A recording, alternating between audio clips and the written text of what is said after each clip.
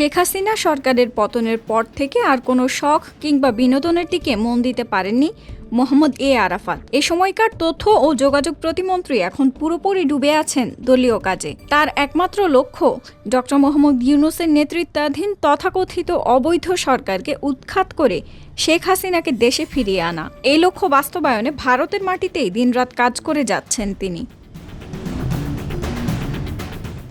সম্প্রতি ভারতীয় সংবাদ মাধ্যম দ্য প্রিন্টে প্রকাশিত প্রতিবেদনে বলা হয়েছে, হাসিনা দেশ ছাড়ার পর আরাফাতের জীবনে আর কোনো বিনোদন বা অবসর নেই। তিনি টেলিফোনে জানান, এখন তার জীবনের একমাত্র উদ্দেশ্য বাংলাদেশের সবকিছু আবার ঠিক করা। ঘুম জাগরণের নির্দিষ্ট সময় নেই তার। প্রতিটি দিন কাটে কাজের ভেতর। কখন ভোর কখন সন্ধ্যা তা নিয়েও তিনি প্রায়ই বিভ্রান্ত হন।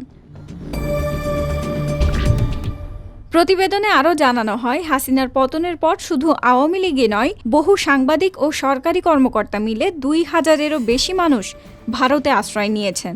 ঢাকার এক তরুণ এমপি জানান, দিল্লিতে তিনি চুল গজানোর চিকিৎসা নিয়েছেন। কক্সবাজারের সাবেক এক এমপি জানান, তিনি আরেক সহকর্মীর সঙ্গে একই ফ্ল্যাটে থাকেন, নামাজ পড়েন, জিম করেন এবং প্রয়োজনে নিজেরাই রান্না করেন।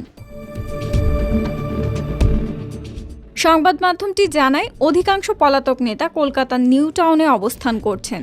পরিকল্পিত এই শহরে প্রশস্ত সড়ক, সহজে ভাড়া পাওয়া যায় এমন অ্যাপার্টমেন্ট, শপিং মল ও জিমের সুবিধা রয়েছে। এছাড়া নেতাজি সুভাষচন্দ্র বসু বিমানবন্দরের নিকটবর্তী হওয়ায় নিউ টাউন এখন তাদের আদর্শ আশ্রয়স্থলে পরিণত হয়েছে।